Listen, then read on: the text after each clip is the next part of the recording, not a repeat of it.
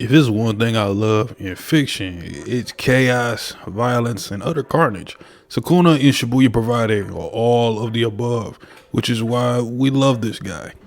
Post Yuji versus Choso and the reveal of Choso being Yuji's big bro or half bro, we got Geto's two adopted daughters practically in Mimiko and Nanako. They were feeding Yuji, who's knocked out some Sukuna fingers, but the GOAT, Jogo, pulled up, coming off catching a couple bodies. He's just kind of like, what the hell's going on here? We see these two trying to awaken Sukuna on the off chance that they were going to get him to kill the fake Geto, or in other cases for the manga readers, Kenjaku, while Jogo is trying to set up his plan of having curses at the top of society and replacing humans in their positions by letting Sukuna reign terror. But if there's one thing we know about Sukuna, he don't give a fuck about anything what anybody has got going on. Jogo blitzes the two girls and almost sets them on fire, but I guess Nanako used her phone warping technique to dodge it or evade it. Jogo feeds Yuji more Sukuna fingers and that aura starts to creep in on him. The king is awoken and he's telling Jogo to move. And only Sukuna enters a scene, and the first thing he does is chop off Jogo's arm so quickly. Jogo didn't even feel or notice it until he backed up and realized it. Everyone is scared shitless, so much they can't even move. They don't even know if they want to breathe. I find it hilarious that the special grade, and I'm guessing at most grade 4s, are both shaking in their boots at Sukuna. Sukuna's telling them their heads are a little too high, aren't they? And the very second they try to bow before him, Sukuna launches a slashing attack towards them and cuts the top off Jogo's dome. If it is one thing that is conveyed perfectly, it's the amount of control Sukuna has just off pure aura and literally power. Although he is still rather generous. He gave the two girls a minute's worth of time, or in this case, a finger's worth of time, to say what they wanted. And after trying to bargain with Sukuna to kill the fake Geto, and they had the audacity to bargain with him one single Sukuna finger, he asked them to lift their heads.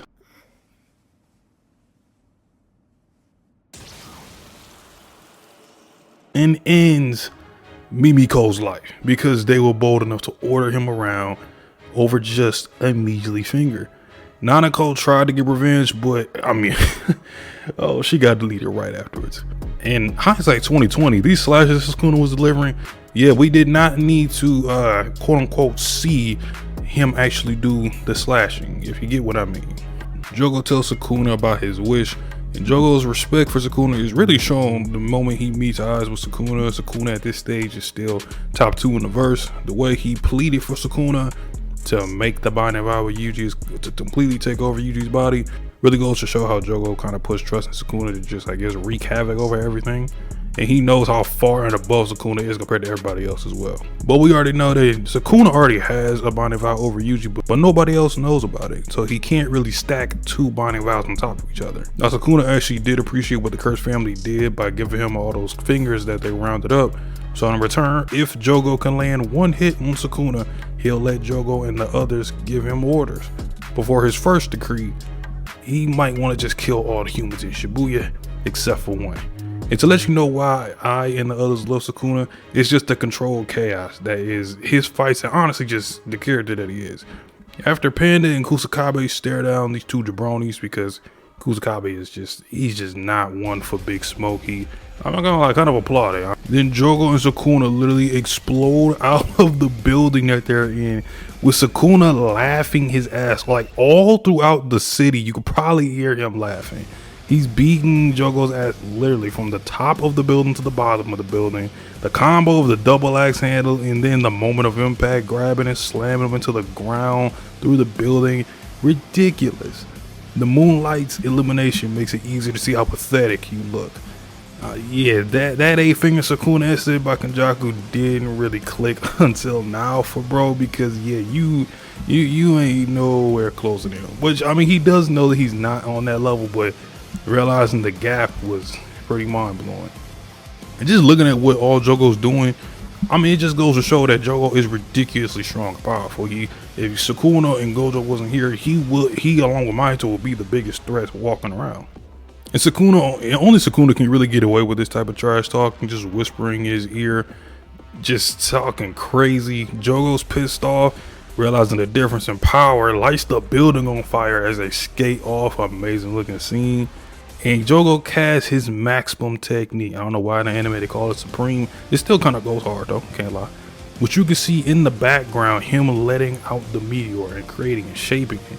And Sukuna, though, as this is coming down, is so fast. He stopped these four, you know, they little kid fight, and tells them to not move or I'll kill you. And they are shitting bricks. Kusakabe's analogy of them being ants while Sukuna and Jogo are like elephants is actually a perfect description for the situation. Sukuna holds them down for like 10 seconds as the meteor is coming down, then lets them dash off. And these panels and shots, and in the anime, the scenery, the freaking cinema of the widespread collateral damage and size of the meteor is badass, to say the least. Yet again, showing Jogo is very dangerous as a cursed spirit. If you want more on Jogo and his power, check out this video at the top right, by the way. On the meteor, Sukuna is big chilling. This attack definitely would have done some damage, but Sukuna's just too fast for this type of attack. Domain expansion clashes, not a great idea. Jogo knows this because of the fight with Gojo. I always found it interesting that Sukuna questioned Jogo about this, because I guess he genuinely just seemed interested in Jogo's mindset as a fighter, because yeah, I'm pretty sure Sukuna knew that no matter how hard Jogo tried, he was going to get washed, probably even worse against Sukuna's domain. But things got real different with Sukuna as he's chanting open and will fight Jogo using flames.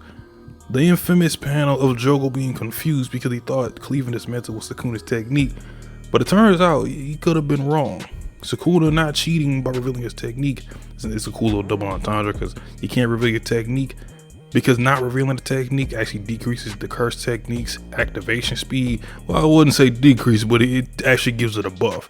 And because Gege really wants to keep this a mystery, he also doesn't reveal the curse technique's name. And don't worry, anime owners, even to this day in the manga, we still don't know what the fuck this thing is. But all we know is it's pretty raw. The iconic sequence of the starting angle of the clash on the meteor, Jogo forming his fireball, is Sukuna forming his fire arrow. Jogo's life flashing before his eyes is one of the best dialogue moments in the series in my personal opinion. Jogo, Hanami, and Dagon reuniting in the afterlife as they are good friends with one another. All of them recognizing and acknowledging Mahito as the leader pretty much, especially Jogo, as Mahito will only continue to get stronger the more he lives and learns, especially since Mahito is a mirror of death for humans. Believing Mahito would have carried that same plague over of humans similar to Sukuna. And this whole thing with these three specifically, it felt like the end of an era for them, because this is really the last of curses that have human ambitions. But Sukuna does see Jogo and the others basically wanted to replace humans and take their spots. He thought the ideology was pretty foolish as to him. Jogo simply should just burn everything to hit the ground and everything in his way. Put aside the future and focus your hunger on your desires. That's what he believed Jogo should have did. Although by surprise of everybody, Sukuna does say among all the sorcerers and cursed spirits he's fought, you're not that bad. Jogo is strong. With tears coming from Jogo's eyes, this was the most human reaction from a cursed spirit we've ever seen. This panel alone, based on what we know of Sukuna, whether you are an anime watcher or a manga reader, speaks volumes that there is more to Sukuna than we really could have imagined. And well, now that the sappiness is over, we flash to the present and Jogo is burning alive while Sukuna looks at him menacingly. After the fight, Rame, Sukuna's sidekick, personal chef, and dick writer has arrived, and even Sukuna is a bit surprised that they are here. But Sukuna sensed Mahoraga's curse energy and knew, oh, it's something big happening over there. We'll take care of what we gotta take care of later. We'll link up. You take in on preparations. I'm about to go have me some fun. Making me a summon Mahoraga because of the drastic state he's in since Shibuya has started and the fatigue has set in. And he also felt Sukuna's curse energy, so he's like, damn, I'm taking somebody with me. Hopefully Mahoraga can get to him.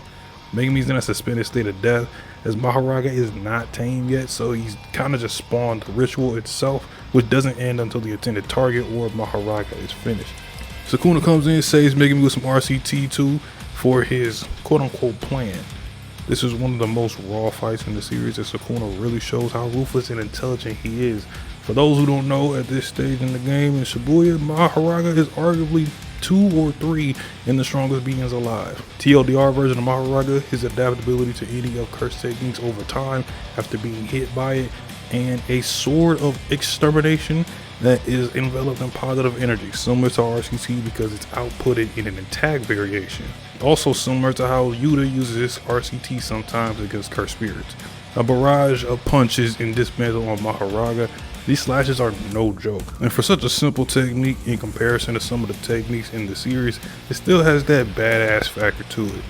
Note, these slashes aren't exactly visible, as Mahoraga after the second time could read it because of his adaptability and deflects it, which excites Sukuna because you see some of the physical power from Mahoraga in this fight in speed and physicality, and then point blank on top of the head as Sukuna mounts on top of him, a dismantle. And I'm not gonna lie, the Yamamoto no Orochi response from Sukuna about how the first slash to Mahoraga had positive energy, but the second one had curse energy, part of me really believes Orochi might have been one of making me stronger Shikigami that was eliminated a little too quickly.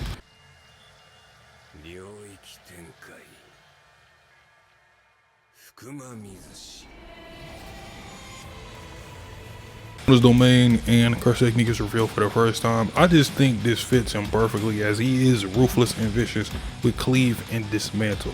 Dismantle is basically just the default version of his slashes that can still one-shot you if he really put his effort into it, and cleave, that simply is a lot similar to dismantle. It just adjusts by the toughness and whatever the target's curse energy level is.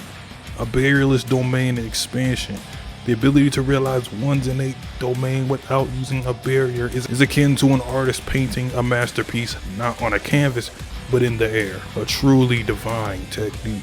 That's called motherfucking bars, nigga. You know nothing about that. But by having a binding vow to have an escape route, Sukuna can control the area he casts of the domain. So making his ass is safe yet again, and he proceeds to destroy everything in the vicinity of the domain, including buildings, civilians, everything that is a living being or even an inanimate object is laid to nothing, as the shrine relentlessly slashed and shredded through everything until it's gone. And by the way, they're all guaranteed hits, so nothing is going to miss, including Mahoraga, who was caught in this. And some of these panels are, I guess, brutally beautiful is how I want to describe it.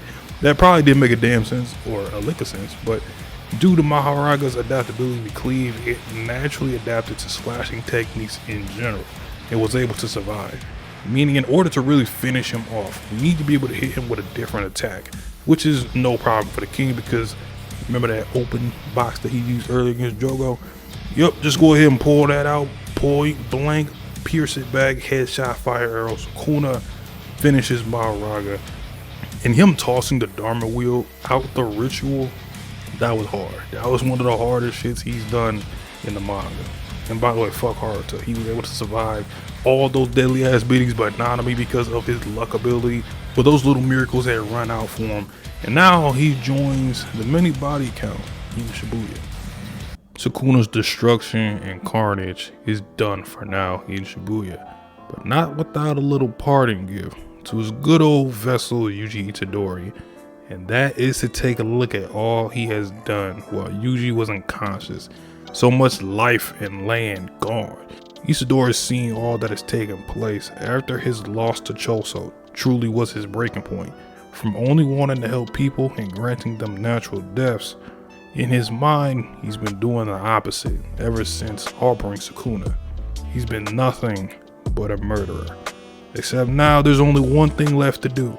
Kill the cursed spirit, who after Sukuna has brought the most death and tragedy to Yuji, and that's Mahito.